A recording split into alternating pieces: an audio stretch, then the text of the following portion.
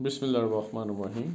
Assalamu alaikum, my dear student, class 10, ready for the most important MCQs and 100% chances in your boards exams. तो जल्दी जल्दी से बस आपके सामने स्क्रीन पे मौजूद हैं ये। मैं साथ साथ छोटी सी बिल्कुल बहुत मुख्तसरन ब्रीफ कर रहा हूँ। चैप्टर नंबर 1 में हम देखते हैं तो स्टैंडर्ड फॉर्म और नंबर ऑफ टर्म ये बहुत अहम है MCQs में। याद रखिएगा स्टैंडर्ड फॉर्म में आपने तमाम की तमाम कॉन्स्टेंट्स को भी सामने रखना है और इसके मेथड, इन तीनों में से इंशाल्लाह एक MCQs लास्ट में आएगा। लीनियर फैक्टर्स हैं, इनकी मिड टर्म ब्रेकिंग कीजिए। नंबर 5 में याद रखिएगा सोल्यूशन सेट में फ्रेंथेसिस को ज़रूर जगह दीजिएगा प्लीज़। 5 और 6 इवन के 7, 5th, 6th और 7th ये तमाम फ्रेंथेसिस की प्रैक्टिस भी है, सोल्यूशन सेट की प्रैक्टिस है।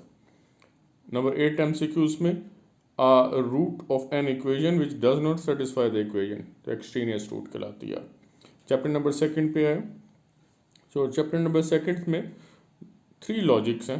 पहले लॉजिक में तो ये है कि अल्फ़ा प्लस बीटा और अल्फ़ा बीटा की वैल्यूज़ आपने निकालनी which is equal to -b/a और c/a। थर्ड में आप जाएंगे तो roots of the equation are. अब इसमें डेफिनेटली इमेजिनरी रैशनल इरेशनल को डिस्कस किया जाएगा। Sum of the cube roots of unity ये प्रॉपर्टी है। Square root of the roots of the unity 2 square roots ये +-1 है। इसी तरह डिस्क्रिमिनेंट b² -4ac और क्यूब रूट और ऑफ यूनिटी आर। ये इन तमाम में से आप देखेंगे इनके 2-3 कॉन्सेप्ट हैं, इनमें से एक MCQs में आएगा। चैप्टर नंबर 3 में ये आपका फेवरेट है।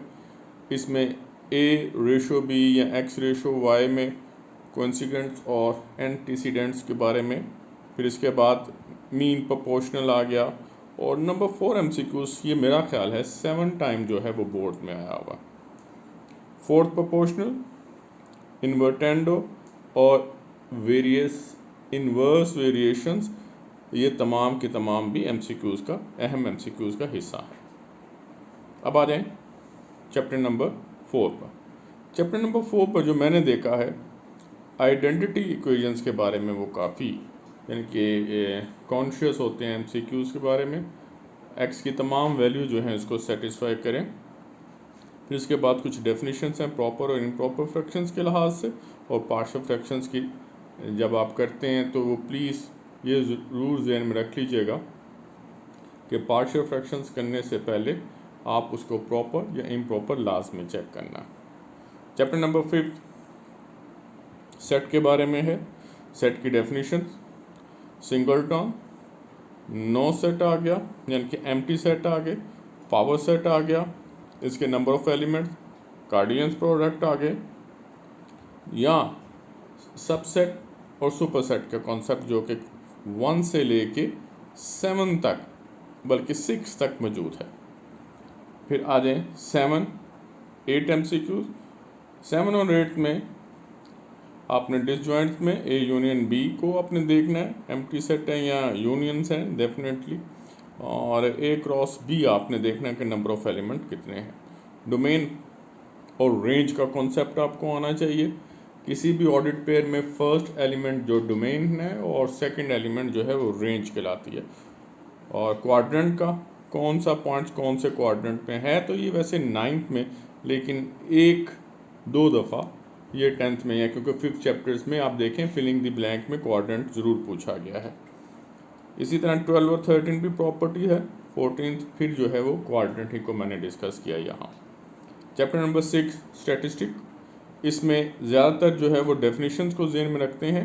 फिर इसके बाद मीन्स के बारे में कुछ एक आधा क्वेश्चन आ जाता है, डेफिनेशंस आ गई, ऑब्जर्वेशंस के बारे में जो 4 इक्वल पार्ट्स आ गए, और measurement to use the determinant, degree, extent to variant की ये तमाम डेफिनेशंस मौजूद हैं जो कि बुक से ही रेलिवेंट्स आपने रहना है इसमें।